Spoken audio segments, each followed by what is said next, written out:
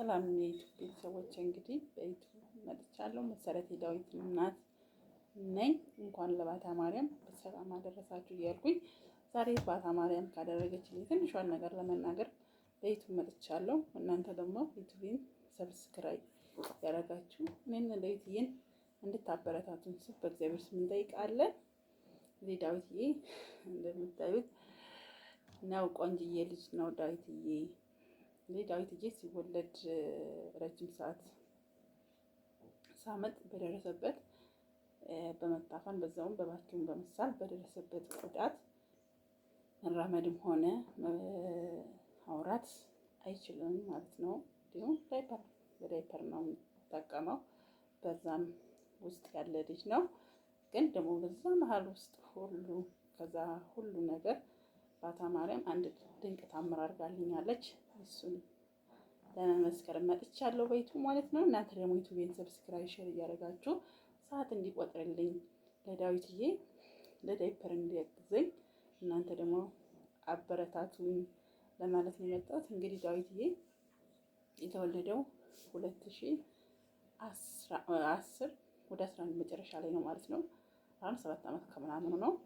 እንግዲህ እንደ ማንኛውም እናት አረገዝኩኝ። እርጉዝ ሆኖ እየተከታተልኩ እስከ 9 ወር እስከምወልድበት ቀን ሁሉ እየተከታተልኩ ደህነኛ ልጅ ነበረ። ምንም ችግር የሌለበት ልጅ ነበረ። እንግዲህ ለወልድ በሄድኩበት ጤና ጣቢያው ሪፈር ተብዬ ወደ ትልቅ ሆስፒታል ተላኩኝ ማለት ነው። ከዛም በ18 ሰዓት አማትኩኝ። አልሆነም። እኔም በጣም አደጋ ውስጥ ነበርኩኝ።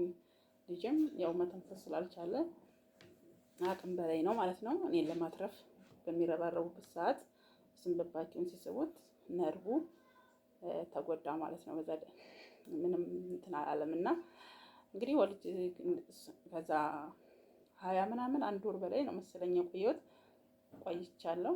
በብዙ ፈተና መቆየት ሲባል ቀላል አይደለም። ሆስፒታል እናት ልጇን ለመታቀፍ የጓጓች ልጅን እዛ ተኝቶ በግሉኮዝ በምን ማየት ቀላል አይደለም። በጣም ከባድ ነበር። እንደ እናት መቼ ነው ጡት የምሰጠው፣ መቼ ነው የማቅፈው የሚል ብዙ ነገሮች አሉ። እንደዛም ሆኖ እንግዲህ ልጄን ይዤ መጥቼ ክርስትና ካስነሳሁት በኋላ ጭንቅላቱ ሙሉ ጎደ በቃ ከኋላም ከውጭም። እኔ እሱን ሁሉ አላወቅኩም። ለካ ፓኪውን የተሳበበት የእሱ ምልክት ነው እና በጣም ከባድ ነበር። ሆስፒታሎች ሄጄ ብጠይቅ ምንም መልስ አጣው። መድኃኒቱን ይወስድ ነበር። ታፍኗል ብለው መድኃኒት ይሰጡታል።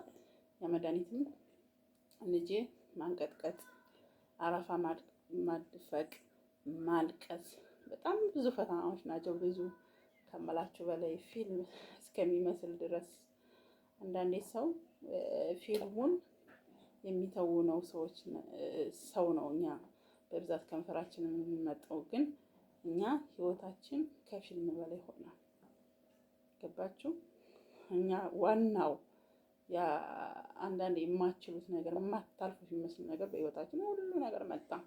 ብዙ ነገሮች ሆነ በህይወታችን ማለት ነው። እንግዲህ ከዛ ሁሉ በኋላ መድኃኒቱም እንዳልኳችሁ ሊሰራልኝ አልቻለም። የልጅን ኬዝ ምን እንደሆነ ላውቅ አልቻልኩም። ከዛ ወደ ዘንዶ 10 ባታ ማርያም ሄድኩኝ። ዘንዶ 10 ባታ ሄጄ ልጄ ከሚያለቅሰውና ከሚያንቀጠቅጠው አረፋ ከሚደፍቀው እናቴ ባታ ማርያም ቅድስት ድንግል ማርያም ልጄ ሙሉ ለሙሉ ደህና ሆነ ማለት ነው። እና በህይወታችን ብዙ መከራዎች፣ ብዙ ፈተናዎች እናሳልፋለን። እና እኔ አንዳንዴ የኛ ልጆች እንደኛ አይነት ልጅ ያላቸው እናቶች መታፈን ሲባል ቀላል አድርገው የሚወስዱት ደግሞ በብዙ ውጣ ውረድ የሚያልፉ ቤተሰቦች አሉ። ገብቷቸዋል። ግን እኔ ከዚህ ጋር ዛሬ መናገር የምፈልገው እና በዛ ውጣ ውረድ ውስጥ ያላችሁ እናቶች ትኖራላችሁ። የሲፒ እናቶች ልጆቻችሁ ታፍኖ ነው የተወለደው ተብላችሁ አሁንም ልትኖሩ ትችላላችሁ። አራስም ልትኖሩ ትችላላችሁ። በቃ እኔ አንዳንድ እናቶች ይደውሉኛል፣ አራስ የሆኑ ልጅ ታፍኖ ነው እንደዚህ ሆኖ ነው የሚለው አሉ። እኔ ለእናንተ መመክራችሁ የተለያየ ቦታ ሕክምና ሳይሆን ሕክምና እንድትወስዱ ተከታተሉ። ሕክምና ባላችሁበት ግን ስለ ልጃችሁ በጣም መጠየቅ አለባችሁ። ልጃችሁ ስለሚወስደው መድኃኒት ማወቅ አለባችሁ። ገንዘባችሁን በየቦታው የሆነ የዚህ ሕክምና ይሻላል ብላችሁ ገንዘባችሁን ማጥፋት የሌለባችሁም ብዬ የማምን ሰው ነኝ እኔ። ያንን የምለው እኔ ካሳለፍኩት ካየሁት ነገሮች ነው። እና ለልጆቻችሁ በመጀመሪያ ትሪት እና ተራፒ ነው። ሌላ ነገር እኔ መፍትሄ ያለው ብዬ አላስብም። እኔ ግን እንደ እምነቴ እግዚአብሔር ይመስገን ባታ ማርያም የልጄን ችግር ፈታልኛለች፣ ደግሞም ጨርሳ ትፈታልኛለች። ማውራትም መራመድም ይችላል። እኔ በእግዚአብሔር አምናለሁ እና ይደረግልኛል። ግን የመዳን ቀን አንድ ቀን ስለሆነ ይሆናል ልጄ ቁሞ ያለደው ያላወራው ይሆናል እና ብዬ አምናለሁ። እና እዛ ውስጥ የምታሳልፉ ሰዎች ግን ተስፋ አትቁረጡ። ዛሬ ሰው ቢጥላችሁ፣ ዛሬ ሰው ቢንቃችሁ፣ ዛሬ ቤተሰብ በዙሪያችሁ ባይኖር፣ እውነቴን ነው የምላችሁ መብርሃን አትጣላችሁ። እግዚአብሔር አይርሳችሁ። እግዚአብሔር አይተዋችሁ። ሰው ቢያነሳችሁ ነገ ይጥላቸዋል። ሰው ቢጥላችሁ እግዚአብሔር ያነሳቸዋል እና ያንን ተስፋ እንድታደርጉ ፈልጋለሁ። እግዚአብሔርን ተስፋ እንድታደርጉ በመከራችን ውስጥ የሚያነሳን እግዚአብሔር ስለሆነ እሱን ተስፋ አድርጋችሁ ህይወታችሁን መቀጠል አለባችሁ። ብዙ ነገር ነው የሚደርስብን፣ በአከራይ በተከራይ፣ በጎረቤት፣ በሰፈር፣ በሐኪም ቤት፣ በትራንስፖርት ብዙ ነገሮችን እናሳልፋለን። ብዙ ነገሮችን መራብ አለ፣ መጠማት አለ፣ ብዙ ነገሮች በህይወታችን ይመጣሉ። ያን ግን የምናልፈው ከእግዚአብሔር ጋር አንድ ሆነን ነው። እኔ ብዙ በህይወቴ የተማርኳቸው ነገሮች አሉና ያንን ጠንካራ ሆነን ለልጆቻችን ደግሞ መኖር ስላለብን ጠንክረን መኖር አለብን፣ ማሳለፍ አለብን። ለልጅ ምን ያስፈልገዋል ብለን በእምነታችን ጠንካራ ሆነን ማለፍ አለብን። አንዳንዴ ምን አለ መስላችሁ እኛ ላይ የምናየው አሁን ጸበል ቦታ ሄደን ከሆነ ጸበል ውስጥ ሆነን የሆነ ጸበል ቦታ ብሄድ ልጅ ይድናል ብለን እናምናለን። ታውቃላችሁ። ግን የትም ቦታ የትም ስፍራ ኦርቶዶክስ እምነት ድነት አለ። እመቤታችን እዚህ ሰፈር አለች፣ የሆነ ቦታ አለች። እንደ